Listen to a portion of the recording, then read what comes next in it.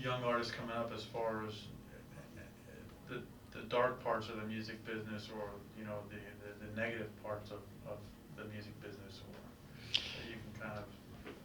Yeah, it's the music industry is a beautiful monster. She's something else. My first experience when I took that picture for my album cover, everything changed. Like, people changed, my position changed. Oh, you're a star. I'm many things. I've been many things, but you find yourself a lot of things being pinned on you. Where you're supposed to do this and you need to do this, not just from your can't and what you need to do business wise to market yourself, but your personal relationships are affected. So for a young artist, um, it's damn near no hope if you don't have this one thing in mind. Just be you and stick to the things that are important to you. And from there, you can do anything, whether it's the music industry or whatever.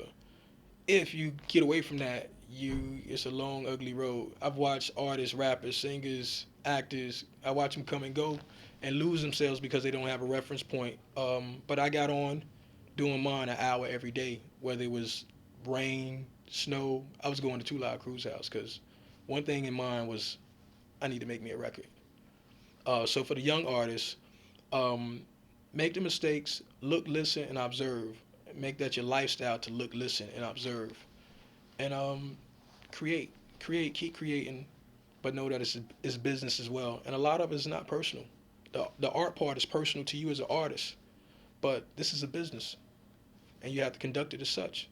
Like with anything else, you play. I've never been into sports. I can't play basketball to this day because I was making records. So I'm not a basketball player. But the game, when I watch other athletes, and when I watch athletes and I watch them play their game, they'll lose a game, but they still love the game. So you, as being an artist, you may not go platinum, you may not go gold, you may not have that 1,000 audience, that 10,000 audience in front of you, but you in the game. So function in the game, man. As long as you enjoy what you're doing, the pleasures, the fruits of your labor, they'll show up. That's the advice that I can give. And it's a lot of advice I can give, but that's enough for now. Do you know, on that subject? Do you know how many units you sold, as far as were they keeping track back then, or do you know if they're accurate trackings or not? I mean, I know back then, at that time, it was kind of. Yeah, I have an idea. The units are not accurate. The tracking isn't accurate. Again, this is a business. Yeah. It's a business. As much as I'm not gonna paint just some picture for you that is anything otherwise. Uh, so that's what I can say about that. We got. It's so much stuff, I man. know, Like I know. You I, gotta. I look back at it, and some people, it's crazy because I travel to other cities, Mhm. and or I'm online and I have fans in the Netherlands and Germany and Brazil, Mhm. and it's who knew, or you never know who you affect, or indirectly or directly. So it's been a wonderful experience, and it hasn't stopped. Like the seed that has been planted, just keeps producing fruit. So I'll go into some areas and nobody knows who I am, Right. and I'll go into other areas and nobody, people know who I am, and doors just open. You Mhm. know, Mhm. so I think the music, the bass music, went a lot more uh, international than people thought it did. Back yeah, then, you thought it was just a local type thing in hmm South Florida, and maybe a couple other areas in the U.S. But yeah, it actually blew up a lot. Brazil and these people in Europe and all these other places. hmm Really, that was like their, I think. It was like those records that they wanted to get. yeah, They that loved that vinyl, music, and yeah, it was hard to get. And they wanted that vinyl. And talking with some of the Brazilians back and forth, like Tom Oliver, which one of my contacts over there, some of them used to come down here and just buy a ton of records, and that thing spawned off over there. yeah. What one of my favorite experiences was when I went up to New York. It was a Winter Music Conference. Um, Kane and Big Daddy Kane and Marquise got into a fight that night. But I was like, man, I'm in New York, Um, and another one of my great experiences was when Stevie Wonder invited me, or I was the arrangements were made for me to go to Radio City Music Hall to meet Stevie Wonder. That was sweet right there, cause I was like, wow, Stevie Wonder. Did you get to meet Stevie? Or did it Yeah, work out? Oh, you did. yeah, we got pictures and everything. I got pictures of it.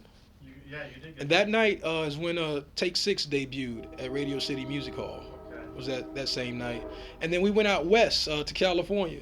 I did a show with JJ Fad and Was there any? I think NWA was on that ticket. Maybe. Was there any? Was there?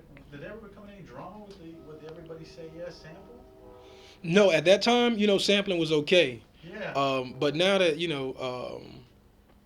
the publishing and intellectual property rights, that's a whole different thing. You breathe the wrong way in that area, and people, hey, I need 10 cents, I need 10 million something, give me something, So, but back then there was no problem. That really started with the sampling became a issue with I think it was Biz Markie, and when everybody was doing a James Brown sample with Rakim was doing the James Brown sample and everything, and Public Enemy. I think James Brown has to be one of the most sampled musicians Yeah. ever. This artist James Brown, it was a James Brown bond on the stock market because the cash that it generates off of his music. So this is it's some pretty interesting things that take place in the music industry. So now I look at guys in the mainstream or that's real popular now in the game, and I could only imagine some of the things that are going on behind the scenes. Now I'm not that deep in the game with the major players, but I know what I saw and what took place in my other lines of work. I know what goes on there, so it's not too far from Right. what it really is, Right.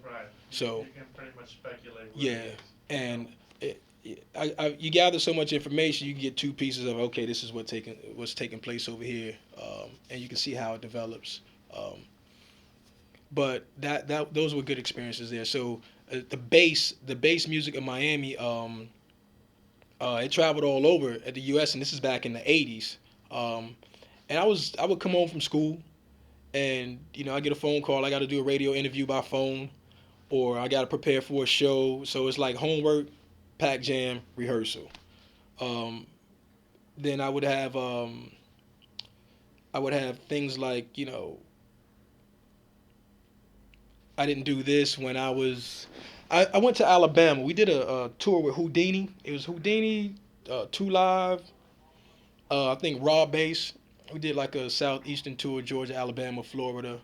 And when I met Houdini, I was like, wow. But I switched buses, and I didn't tell my manager. So I get home from school that Monday. We get back. I get home from school that Monday. It's Luke on the phone, and he's not happy about my movement on the road because LeJuan was missing, and that ain't good. But the bass music really changed a lot of lives and influenced a lot of other music that we're hearing here today. So I keep in mind that I went off to the military, so a lot of dudes they went overseas, and the soldiers and servicemen were still traveling when I was making music. So you take your music with you. You want to be as close as the home as possible. And so it goes over there. That's one way it gets over, and then radio and things like that. So it's global.